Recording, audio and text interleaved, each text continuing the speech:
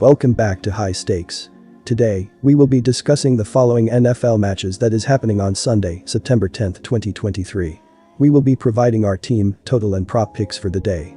Before we get started, please remember to subscribe to our channel and turn on notifications so you don't miss any of our videos. If you want access to our premium picks, you can check out our Patreon page. You can find the link to our Patreon page in the description and comments section below. Los Angeles Rams vs Seattle Seahawks. Take the Seahawks to cover on Sunday. And here is why. The Seahawks enter the year with high expectations as quarterback Geno Smith was a shock to the league last season. He was impressive as the first-string quarterback. He led the Seahawks to a 9-8 record and a spot in the playoffs. Seattle fell to the 49ers in the wild card game by 18 points, but the season was a success as a whole. Smith led the team with 4,282 yards and a 69.8% completion percentage. The quarterback threw for 30 touchdowns and 11 interceptions as he played in all 17 regular season games played. Smith led the NFL in completion percentage and finished 7th in QBR. Smith will have a ton of weapons to help him out on the offensive end. The Seahawks bring back running back Kenneth Walker III after his successful rookie campaign. Last year, he rushed for 1,050 yards and 9 touchdowns as the team's top running back. The wide receiver room has become fully loaded, too. DK Metcalf is coming back after 1,048 yards and 90 receptions. Tyler Lockett will also be back after eclipsing 1,000 yards receiving last season. Seattle picked up wide receiver Jackson Smith-Njigba in the first round of the 2023 NFL Draft out of Ohio State. He will become a force for the Seahawks this season. The Seahawks are returning a plethora of weapons from last year's playoff-bound team, providing them with a solid foundation. Geno Smith's performance is expected to improve as he becomes more accustomed to the offense. However, the Rams have faced a significant setback with Kupp's injury, which impacts their chances of victory. In terms of skill playmakers, Seattle seems to have the edge this season, with Metcalf and Lockett expected to continue performing well not only in this game but throughout the season. Although Seattle's defense struggled last year, there is anticipation of improvement in the upcoming season. The Seahawks' defense should be more effective this year. On the other hand, the Rams' defense, led by Donald, may encounter challenges as the rest of the defensive roster lacks the same level of talent and impact, potentially leading to a challenging start to the year for Los Angeles. Take the over on Sunday. The two defenses for Seattle and Los Angeles were not very good last season. They both ranked in the bottom third of most defensive statistical rankings. I do think the Seahawks' defense will be improved, but they will not be world beaters in that region. The points will be flowing in this game as Stafford returns, and Smith will have a ton of weapons from his wide receiver corporation to his running backs. The over has hit a combined 18 times between the two teams' 34 games last year. Philadelphia Eagles vs New England Patriots. Give me the Pats at home.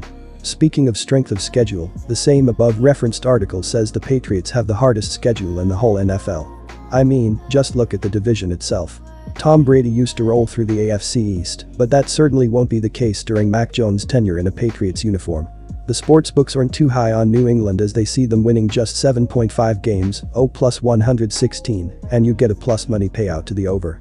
Sure, the schedule is the toughest in the league, literally, but the Pats are always a well-coached squad. The legendary Bill Belichick will return for his 25th season at the helm of New England. He'll be joined by Bill O'Brien, who will take over the reins of offensive coordinator. And, for the 6th consecutive season, the Pats won't officially name a defensive coordinator. Many casual football fans might be anticipating the Eagles to continue their strong performance from the previous season and dominate the NFL. However, their Week 1 matchup on the road against New England is far from an easy game. The Patriots, despite their recent underwhelming seasons, remain a well-coached team, and as long as they stick to fundamental football, they should be able to keep the game competitive. Additionally, it's important to note that Jalen Hurts did not play a single snap in the preseason. It's unrealistic to expect him to step into a game completely cold and excel against a Bill Belichick-led defense that has had the entire offseason to prepare. While Philadelphia may have a talent advantage, the game is likely to be closely contested. Lastly, an interesting statistic from ESPN's Daily Wager highlights that Super Bowl losers have a record of just 4-19 against the spread, Austrian shillings, in their season openers over the last 23 seasons. This suggests that historical trends may not be in favor of the Super Bowl runner-up in Week 1. This one stays under in my opinion. The 2022-2023 season was a very successful one for the Eagles as they went 14-3, won the NFC East, and made it all the way to the Super Bowl. Philadelphia would go on to lose the big game 38-35. But this was simply a building block as they saw the emergence of Jalen Hurts. The former second-round pick threw for 3,701 yards and a 22.6 TD int ratio. He added another 760 rushing yards, averaging 4.6 yards per carry. The Eagles will return his two main targets outside in A.J. Brown and Devonta Smith. Jason Kelce returns to anchor the middle of the offensive line as well.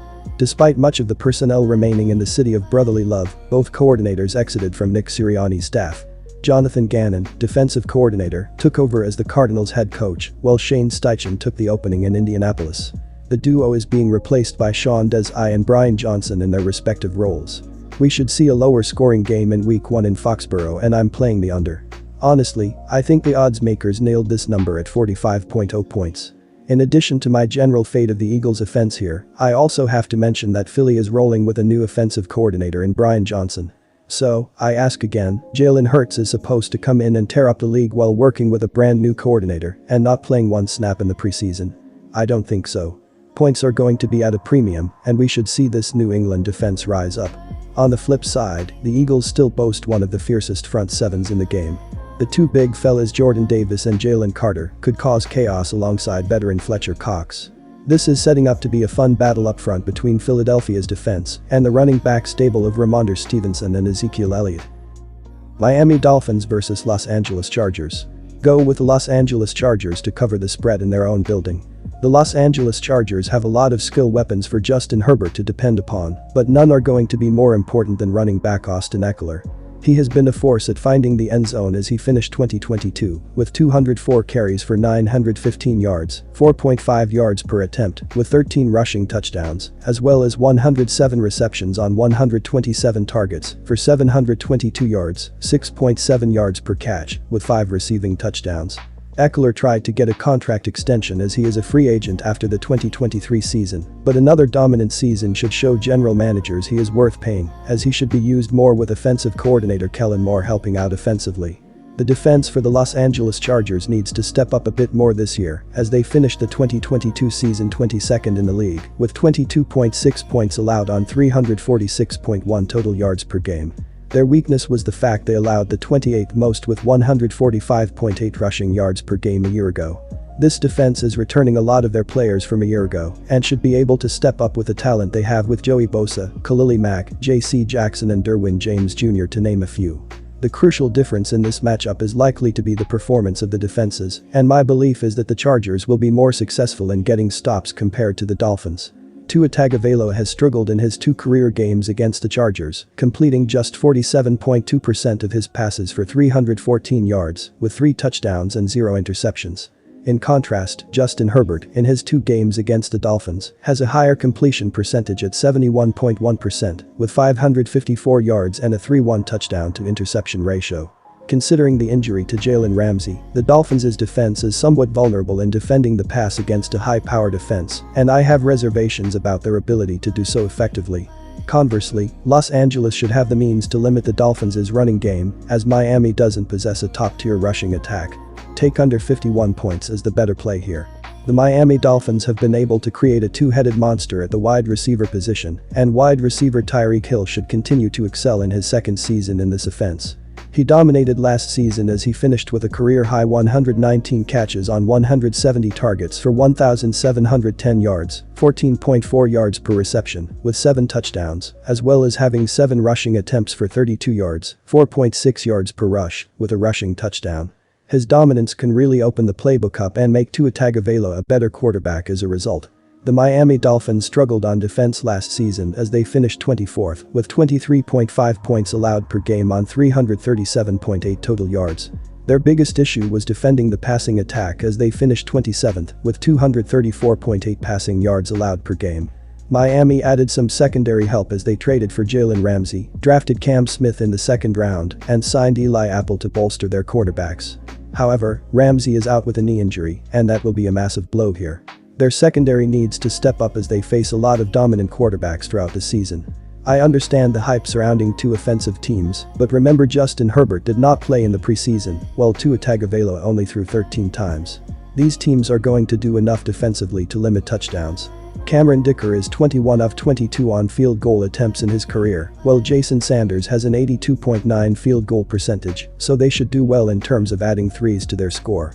However, Miami not running the ball enough is going to stall a few drives, and that is where this total feels a little too high for my liking. Expect this game to be closer to a 45 to 48 point total.